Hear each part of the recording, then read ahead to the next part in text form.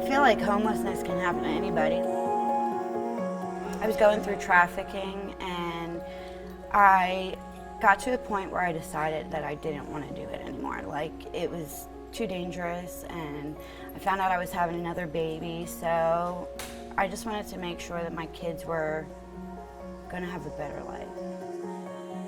I was living in Raleigh. I moved out here from New Jersey, and I had my own apartment, but I lost my apartment and I ended up in a hotel for a while.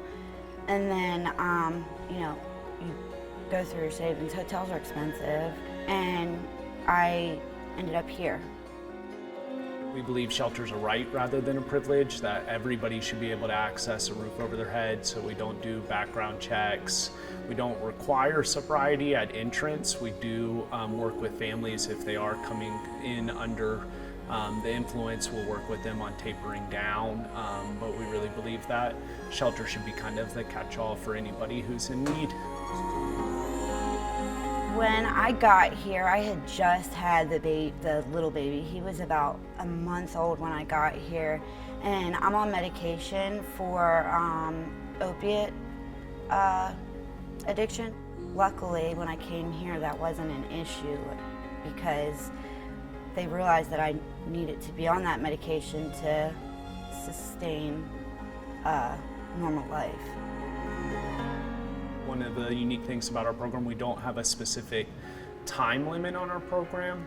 Most shelter programs are usually about 60 to 90 days total. The way that we work around that is we do it based off of individual goal progress. So a client meets with a case manager every week, and as long as they're meeting with them and setting goals and continuing to pursue those goals and showing that every single week, then they're welcome to stay here.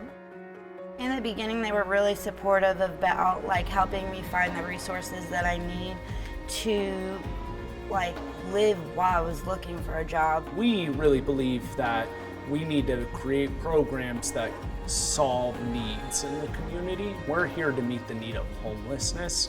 We're not here to solve poverty. Poverty's a huge crisis in Wake County, but homelessness is a bigger crisis, and if a family doesn't have a place to sleep, they're probably not going to be eating right or breathing right.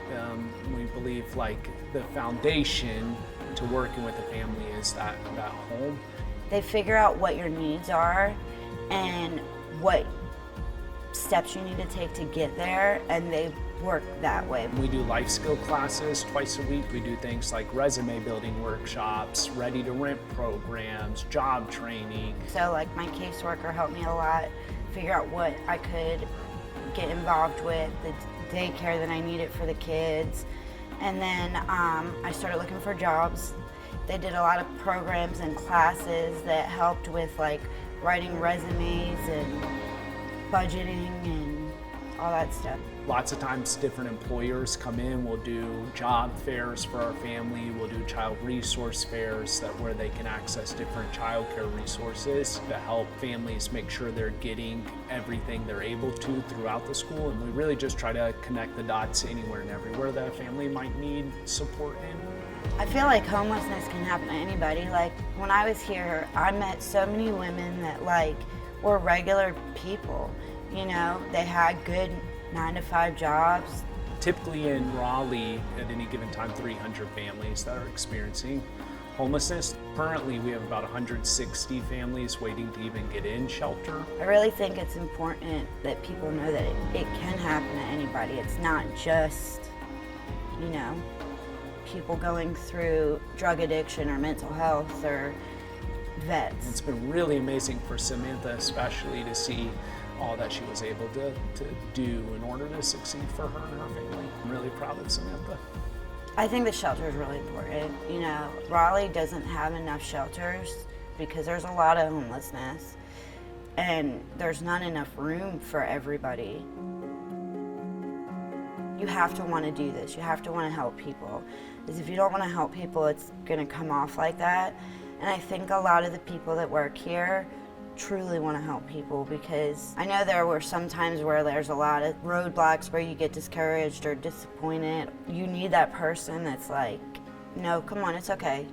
And a lot of the people here do that.